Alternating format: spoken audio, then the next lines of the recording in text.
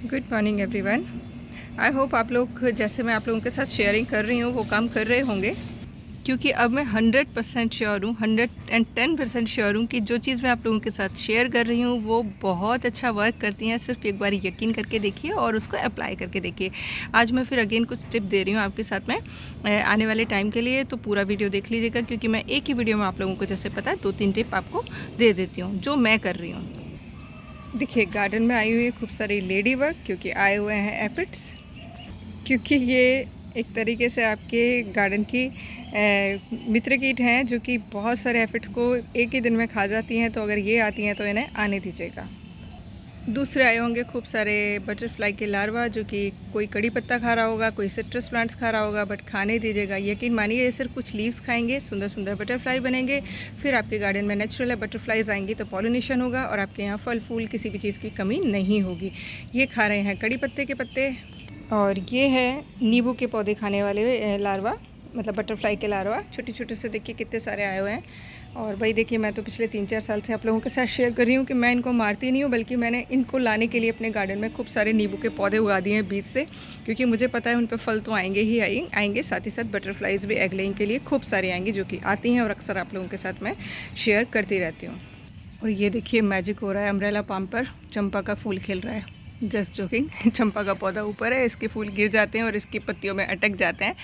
इस पौधे की खुशबू बहुत ही प्यारी है, इस वाले वैरायटी की, मतलब मैं अब शब्दों में बयान नहीं कर सकती, इतनी प्यारी खुशबू है। अब मैं आपको टिप देती हूँ चंपा के लिए। जब भी आप चंपा की कटिंग लगा रहे हैं तो कोशिश करिए इस तरीके की लेकर आएँ जिसमें या तो फ्लावरिंग हो रही हो या फिर जिसके मुंह बने हुए हों, कई सारे ना मुंह, यानी कि इनकी ब्रांचेज निकलेंगे मल्टीपल ये, क्योंकि अगर ऐसी आप कटिंग लगाते हैं ना तो शुरुआत से ही उसमें मल्टीपल ब्रांचेस निकलेंगी। बौना मतलब छोटा पौधा ही घना हो जाएगा और आपके यहाँ पर नेचुरल मल्टीपल ब्रांचेस होंगी तो मल्टीपल फ्लावर्स आएंगे।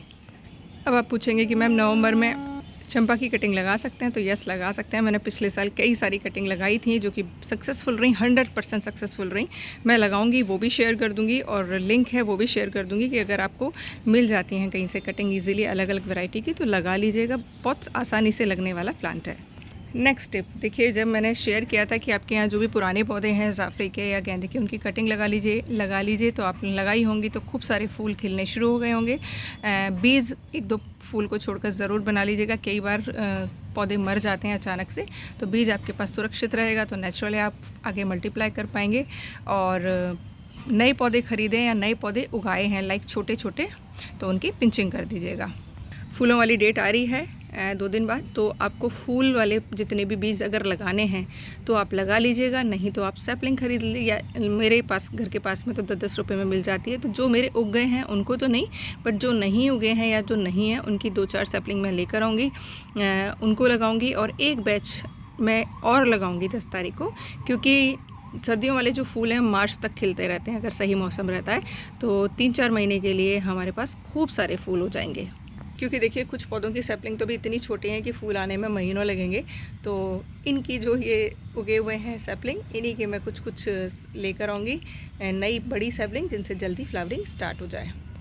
और अब टाइम आ गया है पौधों के ऊपर काम करने का, यानी कि जिन भी पौधों की आपने प्रूनिंग करनी है उन पौधों की आप प्रूनिंग कर सकते हैं। हार्ड प्रूनिंग, सॉफ्ट प्रूनिंग, और मिट्टी में वो सारी चीज़ें हम देंगे जो हमें पौधे को ऊपर तक पहुंचानी है। लाइक लिक्विड फर्टिलाइज़र अगर हम डालते हैं तो फटाफट से पौधे को ऊपर तक वो मिल जाएगा।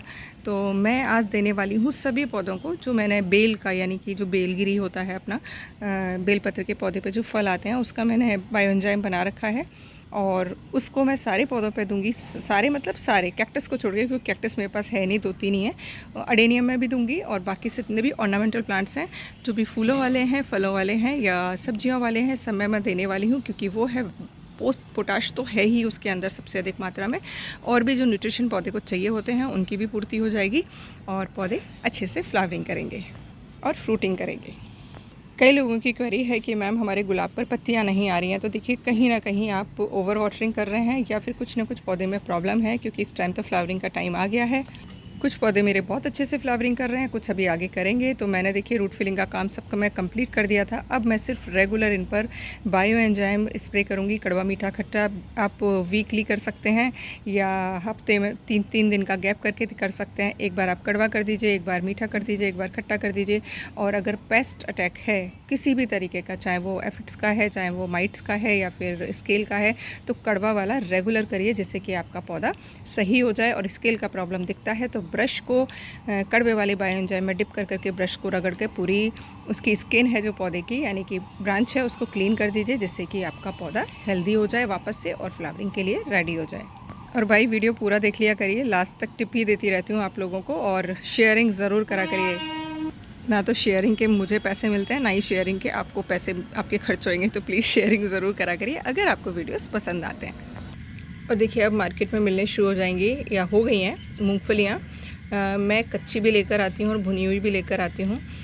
कच्ची जो लेकर आती हूँ और भुनी हुई जब लेकर आती हूँ तो इनके छिलकों का मैं गार्डनिंग में ही यूज़ करती हूँ। कई लोगों की क्वेरी होती है कि मैम इसमें नमक आता है भुनी हुई में, तो वो पौधों को नुकसान करता है कि कुछ भी नुकसान नहीं करता है। मैंने कितनी ही बार यूज़ किया है उनको भी। ये कच्ची हैं, इनको छील के मैंने देखिए इनके छिलकों को कलेक्ट कर लिया है और इन छिलकों का मैं यूज़ करूँगी पॉट फिलिंग में।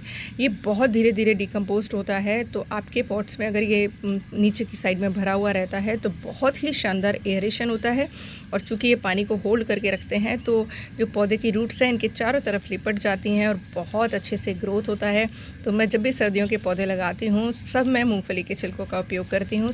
पॉट्स तो हल्के रहते ही रहते हैं, साथ ही अंदर इसके अंदर जो भी न्यूट्रिशन होता है वो पौधों को ईजिली मिल जाता है और पॉट्स में एयरेशन प्रॉपर रहता है। इसको मिक्स करके आप मिक्सी में ग्राइंड करके एज ए कोकोपीट भी यूज़ कर सकते हैं, लेकिन उसके लिए मैं आपको एक सावधानी बता दे रही हूँ। कोकोपीट से मैं भी जब बहुत ज़्यादा मॉइस्चर इकट्ठा हो जाता है तो पौधे कई बार मर जाते हैं। सेम चीज़ इसका होता है कि अगर इसमें बहुत ज़्यादा मॉइस्चर होल्ड रह जाता है तो फंगस जनरेट हो जाती है ख़राब वाली, और कई बार मैंने देखा है पौधे ख़राब भी हो जाते हैं। तो इसको फिर आप हल्का सा भर के रख दीजिए मिट्टी में मिक्स करके 15-20 दिन या महीने भर के लिए, जिससे कि इसमें से जो भी हीट है वो निकल जाए। और जब मिट्टी ठंडी हो जाए तो पौधे लगा सकते हैं। ये कोकोपीट का अल्टरनेटिव हो सकता है, लेकिन हल्का सा डिकम्पोस्ट करने के बाद। ये मेरा पर्सनल एक्सपीरियंस रहा है, कई बार नुकसान भी कर जाता है, क्योंकि सर्दियों में क्या होता है पानी बहुत ज़्यादा होल्ड रहता है और पौधे कई बार ओवर वाटरिंग की वजह से ख़राब हो जाते हैं। तो सिंगल एक भी छिलका फेंकिएगा मत, पॉट फिलिंग में यूज़ करिएगा, मिक्सी में ग्राइंड करके मिट्टी में मिक्स करके यूज़ करिएगा और मल्चिंग में यूज़ करिएगा। बहुत ही अच्छा वर्क करते हैं गार्डनिंग में। और इस तरीके से आपके गार्डन में बहुत सारे आपको अलग अलग तरीके के क्रिएचर्स चाहिए, बटरफ्लाई चाहिए, मॉथ चाहिए या फिर बर्ड्स चाहिए, तो केमिकल मत यूज़ करिएगा। यकीन मानिए विदाउट केमिकल भी बहुत अच्छे से गार्डनिंग हो सकती है और आपके यहाँ सारी चीज़ें ग्रो हो सकती हैं। और हाँ, ये बताना तो भूल ही गई, आज है कंद वाली डेट, यानी शलगम, मूली, गाजर, चुकंदर, प्याज, लहसुन जो भी लगाना है वो सब आज और कल लगा सकते हैं। तो मिट्टी तैयार हो ही गई होगी, उसमें लगा लीजिएगा। मैं शाम को शेयर कर दूँगी क्या क्या चीज़ें लगा रही हूँ। तो बने रहिएगा चैनल पर, और वीडियो प्लीज़ पसंद आए तो शेयरिंग ज़रूर करिएगा। Once again thank you. Next video में कई क्वेरीज़ और हैं, उनको शेयर करती हूँ। वीडियो लंबा हो जाता है तो आप लोग देखना पसंद नहीं करते। Thank you.